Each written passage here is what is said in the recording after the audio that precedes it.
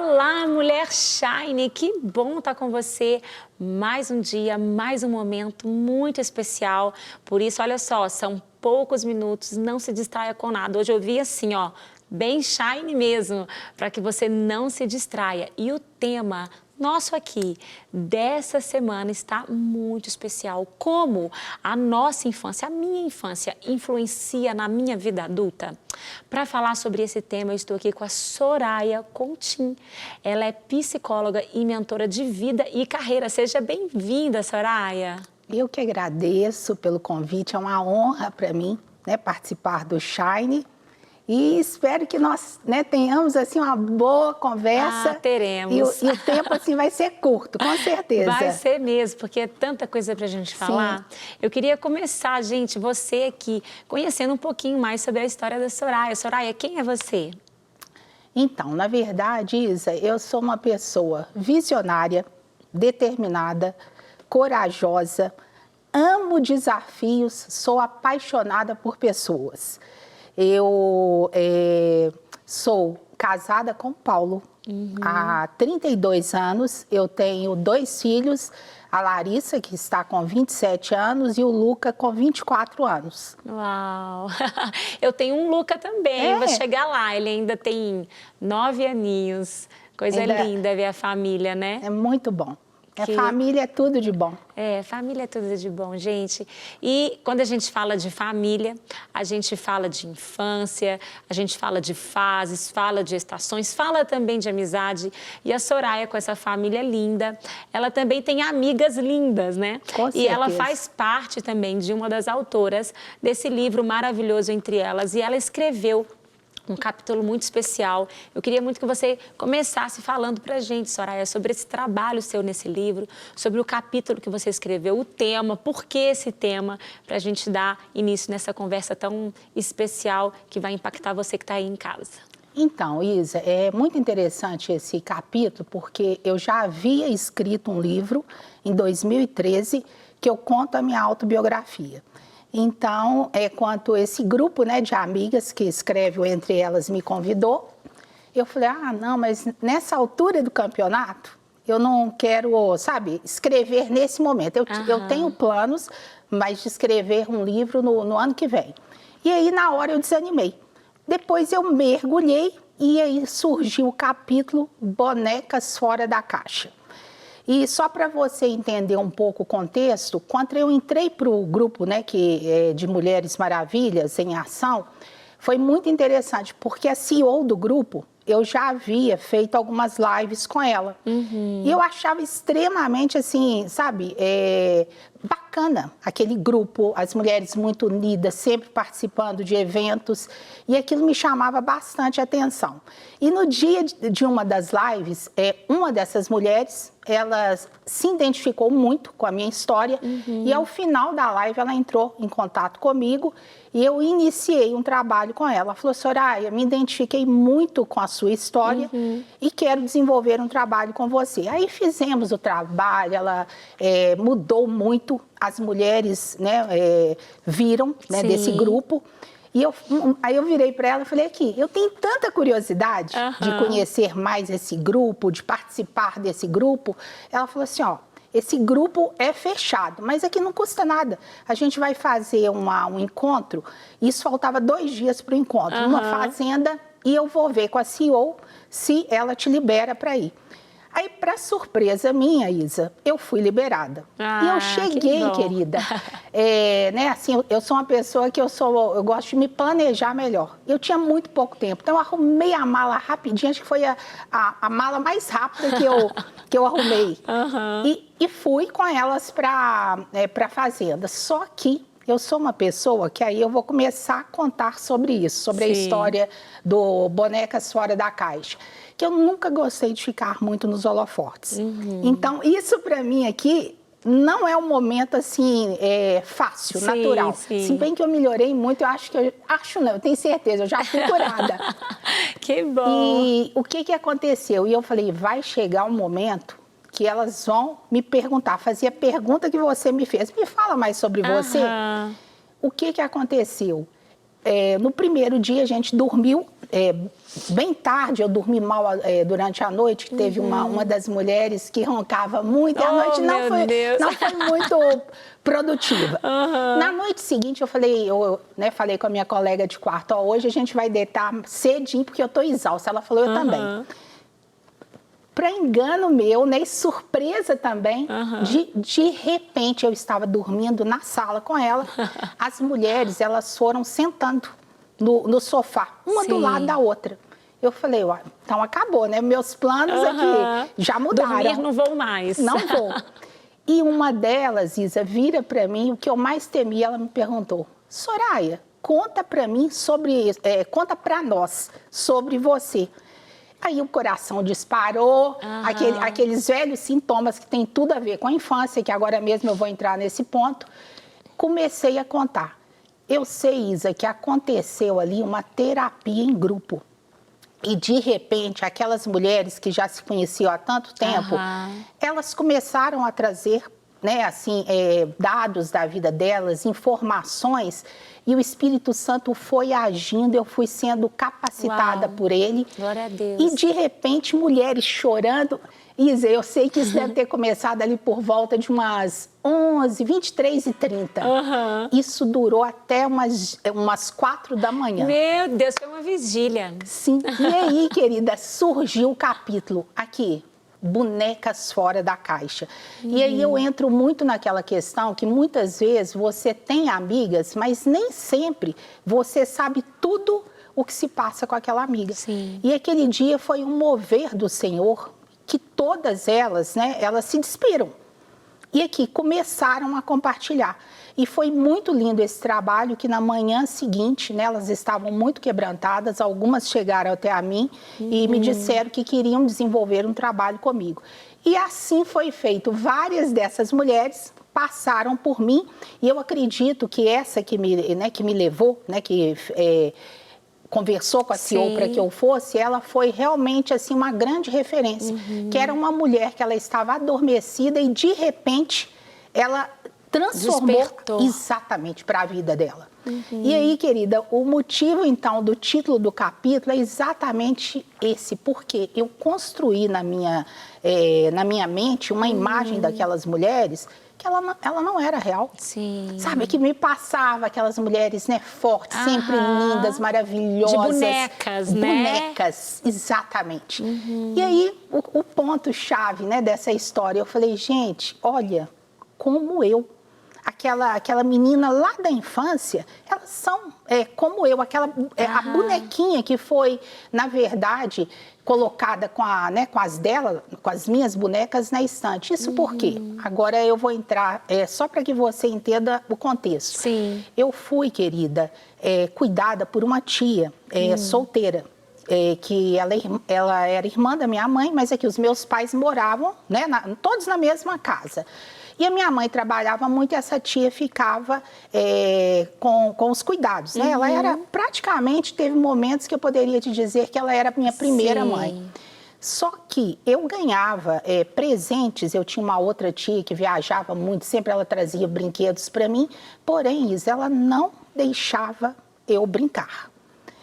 Quando as minhas primas chegavam, o que a minha tia fazia? Ela fechava a porta do meu quarto e eu não podia brincar. Ela dizia o seguinte, Soraya, elas vão estragar as suas bonecas. Então eu tinha que dar um jeito de brincar em outros ambientes em função disso. Meu Deus. E eu fui muito privada, querida, dessa infância. E assim, as lembranças que eu tenho, eu no quintal da minha casa, eu morava ali numa casa em Santa Teresa, muito gostosa, sempre eu com uma bacia de água e as bonecas que já eram, né, assim, super bem cuidadas, lindas, perfeitas.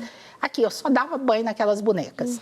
Então, o que eu hoje, né, como psicóloga te falo? A minha tia, ela projetou em mim tudo aquilo que ela não teve. Né? Ela teve uma infância muito difícil, então aqui, aquelas bonecas eram para ela. Aqui, ela queria chegar na estante do meu quarto e sempre ver aquelas bonecas ali intactas, perfeitas, cuidadas. E a minha infância, ela foi muito podada nesse sentido. Sim. Então, esse é um ponto, né, que me chama muita atenção. E, para você ter uma ideia, Eu guardei 2 dessas bonecas Olha. até 2 semanas atrás. No dia Sério? 10 de novembro foi meu aniversário. Aí eu virei pro meu marido e falei, Paulo, vai no quartinho e pega essas 2 bonecas, que era a Beijoca e a Tipe, aquela que, não sei se você é da sua época, aquela que anda de Velotrol. Ai, não. Era uma fofa. Meu marido foi lá e buscou, como eu imaginava. Isa, as bonecas perfeitas. Se eu levasse na loja, elas poderiam Sim. ser trocadas. Querida, eu já tive tanta raiva dessas bonecas que eu falava assim, a minha vontade é quebrar essas bonecas e jogar no lixo. Mas em respeito à minha mãe, eu nunca fiz isso. Porque ela dizia assim para mim, filha, essas 2 bonecas foi a tia Égila que te deu, que era essa tia, ela já é Sim. falecida, inclusive. Aqui, ela te deu com tanto, né, com tanta dificuldade, com tanto amor. Aqui, guarda de lembrança. Isa, mas aquilo ali, querida, agora já entro, né, o impacto disso na vida adulta, aquilo refletiu tanto, eu falo na minha maneira de enxergar o mundo, que olha que coisa interessante. Eu viajava com meu marido e com meus filhos, eu ia para resorts, aqueles lugares que tinham tudo. Aqui, o meu marido e meus filhos, eles se esbaldando, eles brincando, sabe, se divertindo, indo no mar, pegando onda. Sabe o que a Soraya fazia? Nada. Isa, eu com livros, que eu passava ali na livraria de Confins, comprava 4 livros, no mínimo. Aqui, eu te falo, né, com total tranquilidade. Eu lia 3 deles na viagem. Sim. Então, aqui é como se eu não tivesse... como que eu não fosse merecedora. Sim. Aqui, eu não tinha esse direito. Então, querida, aí entra um ponto que ele é chave nas nossas histórias. Sim. A forma como nós aprendemos a interpretar o mundo é a realidade que a gente enxerga. Então, essa era a minha lente, sabe? Então, foi dessa forma que eu aprendi a interpretar. E esse outro ponto eu conto também no livro, acho que é interessante, né? Agora há pouco eu falei, Isa, eu tenho tanta dificuldade com holofortes. O que aconteceu em relação a esses holofortes? Eu vim por milagre. A minha mãe teve o meu primeiro irmão, ela foi desenganada pelos médicos e cometeram um erro médico. Nossa. E ela perdeu mais da metade do útero. Esqueceram uma mecha de gases dentro do útero dela. Senhor. Então, o que os médicos diziam? Olha, ela chamaram meu pai naquela época 72 horas de vida. Meu pai desesperado e ela em coma. E a família, de muita fé, de muita oração, ela voltou. Ela voltou, assim, quase vencendo as 72 horas. É o que eu ouço as minhas tias contarem. Né? Milagre mesmo. Só que, Isa, olha que impressionante, ela falava comigo, a minha mãe faleceu, eu tenho 1 ano e 2 meses. Filha, quando eu via mulheres grávidas, aqui, eu tinha neurose, eu tinha psicose e eu tinha trauma. Ela falava, eu não podia imaginar aquilo, porque, sabe, foi tão sofrido para mim. Sim. E aí, querida, depois de muita oração, de muita coragem, ela fez um exame de alto risco naquela época, e quando ela... foi ao consultório do médico, ele veio recebê-la na porta. E ele falou, Dona Terezinha, aconteceu um milagre na história da medicina. O seu útero está completamente recuperado e a senhora pode engravidar de novo. Uau! Isa, ela engravidou. Logo depois, só que o psicológico dela não deu conta, esse feto ele caiu no vaso. Depois disso, ela desanimou, voltou no médico, falou, não vou mexer com isso. Ele falou, não, a senhora vai sim, a senhora sonha em ter um outro filho. Daí ela engravidou. Foi a minha gestação. Só que ela dizia o seguinte, eu vou me dedicar, né, à gestação. E queria pedir licença no colégio onde ela lecionava. O médico falou, de jeito nenhum, aqui a senhora não pode pensar em gravidez. Sabe, vai correr tudo bem e tá tudo tranquilo. Isa, ele falou, a senhora vai dobrar a sua carga horária. Dito e feito, ela dobrou, ela não podia pensar na gestação. Dobrou a carga horária dela e diziam que provavelmente eu poderia nascer no 7º mês. Então, ela chegou no 7º, chegou no 8º, no 9º ela marcou o parto, que foi no dia 10 de novembro, dia do meu aniversário. Isa, Deus ele é tão maravilhoso que a caminho da maternidade, ela no táxi com meu pai, a bolsa rompe.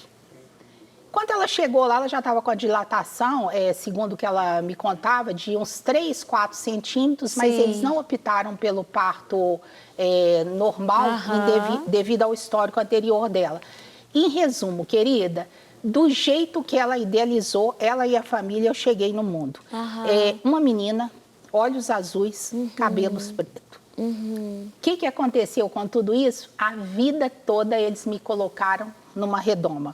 Então, a minha tia, essa que me presenteava sempre com as bonecas, viajava muito, eu era pequenininha, Isa.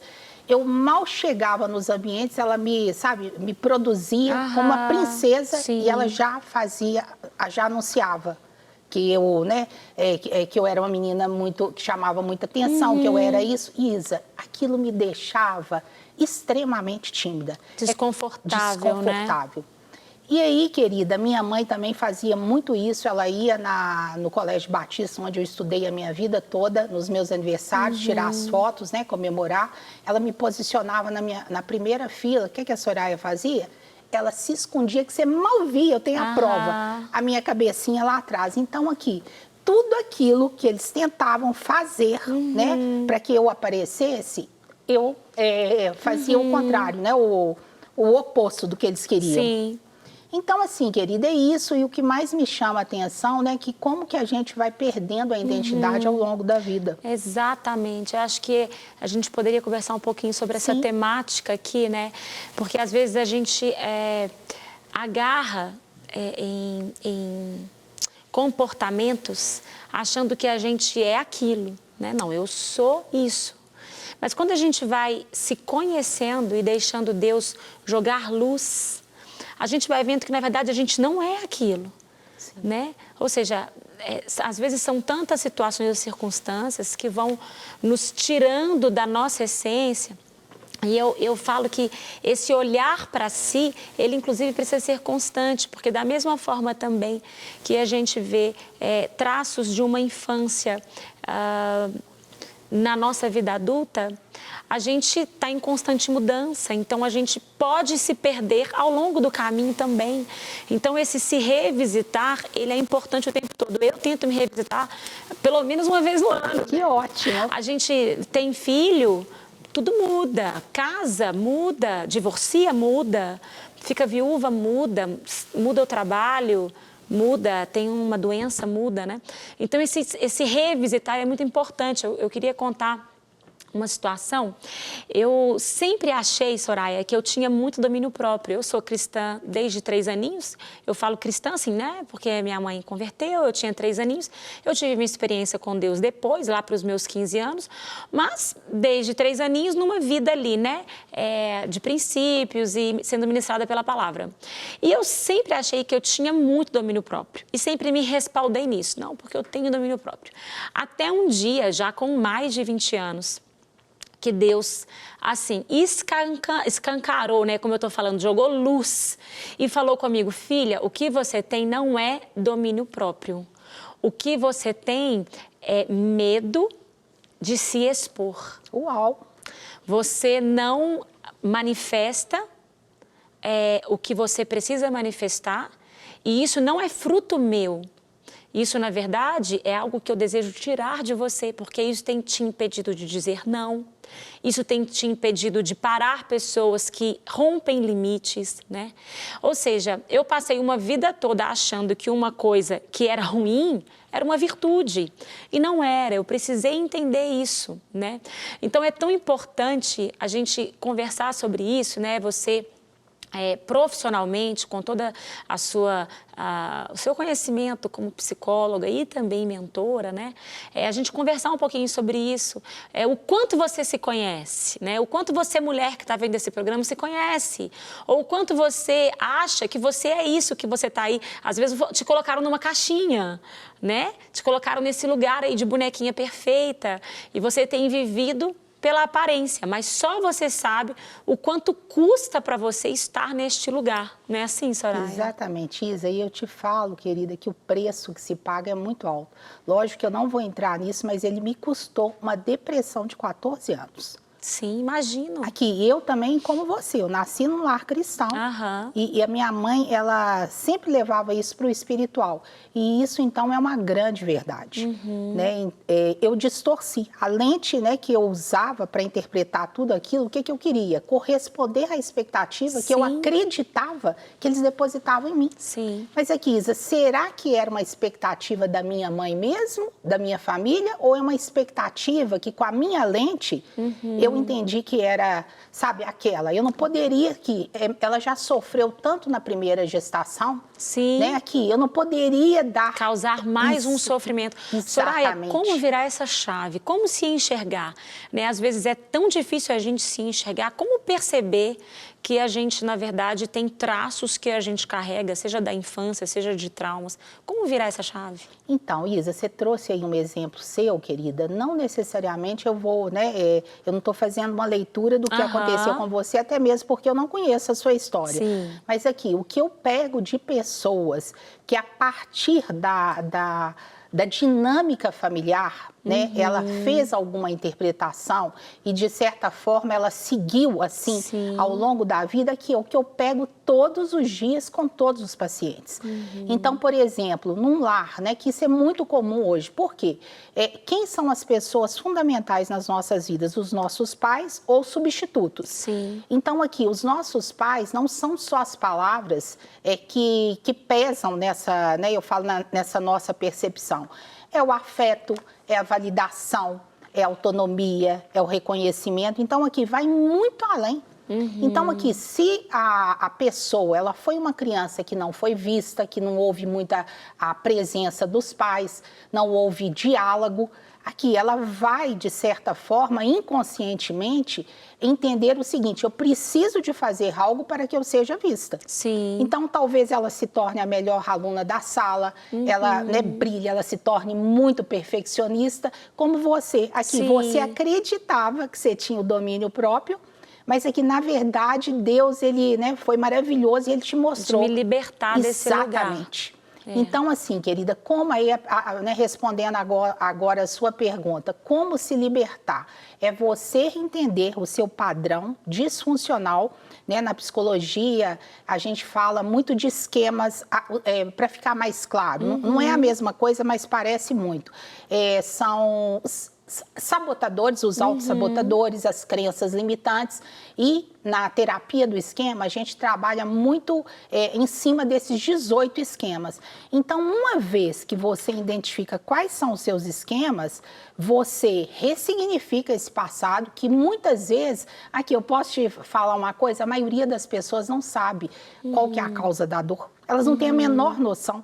Então, a partir do momento que você identifica isso, né, o psicólogo faz isso, segurando a mão né, do paciente, Sim. caminhando com ele e o convidando a voltar nessa história, aqui, a partir do momento que ele entende que tudo aquilo foi uma mentira que ele acreditou, ou de repente, Isa, houve o trauma mesmo, Sim. né? Mas eu costumo falar, os traumas todos nós temos, alguns maiores, outros menores. Mas aqui, querida, tudo aquilo que te aconteceu não define o seu destino. Sim. Aqui, basta você estar aberta, né, para mudar a sua realidade. Então, não adianta ficar ali num cantinho, né, se fazendo de vítima, coitadinha.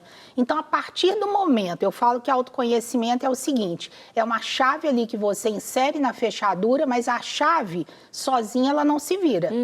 Então, o que a gente trabalha no processo terapêutico aqui, como que você, Isa, vai virar essa chave? Sim. E abrir a porta, sabe? E dar um rumo diferente na sua vida. É isso mesmo, gente. E é entender, né, que o perdão, ele é libertador. O perdão Nossa, com certeza. é uma dessas forças, né, para que você vire essa chave.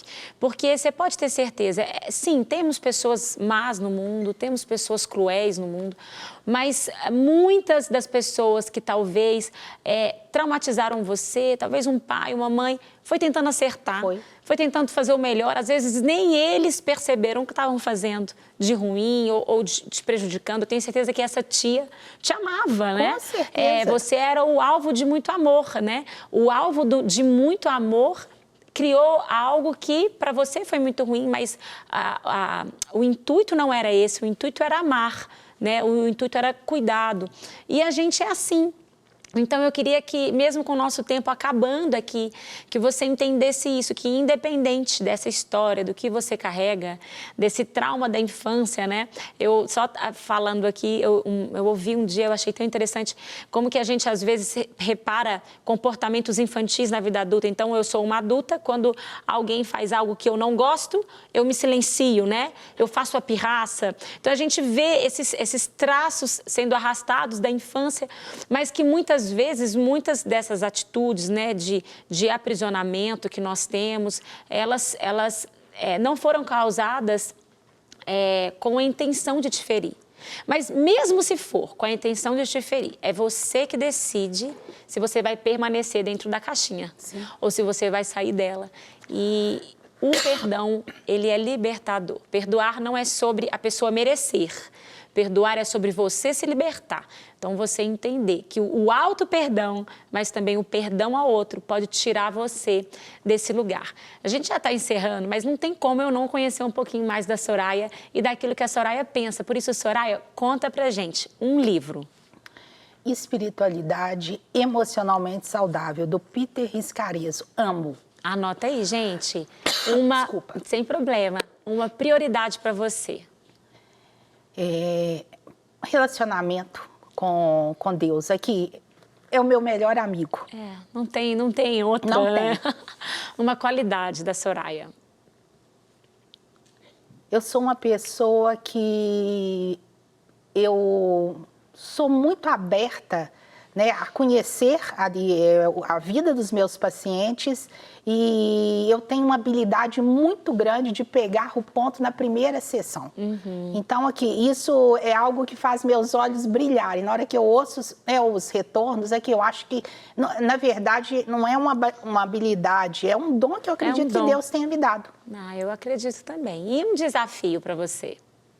Um desafio é conscientizar, Isa, mais e mais pessoas, né, sobre a saúde mental e a espiritualidade. Uhum. Aqui, as duas andam juntas, elas são inseparáveis. É corpo, alma e espírito. Exatamente. Uma comida? Italiana. Uma cor? Azul. Um lugar? Grécia. Uma pessoa? Meu marido. Tem um versículo? Porque assim como você se imagina na sua alma, você é. Se eu não me engano, é Provérbios 23, 7 ou 27, 3, é algo assim. Gente, um versículo para guardar. E é claro que a gente não pode encerrar sem uma mensagem final da Soraya. Essa final, acho que eu vou ler uma colinha aqui que eu fiz. Muito rapidinha. Quero deixar aqui para vocês o seguinte: curar não é apagar o passado. Curar é ensinar ao cérebro e ao sistema nervoso que o perigo acabou. Espiritualidade sem saúde mental gera culpa. Saúde mental sem espiritualidade gera vazio.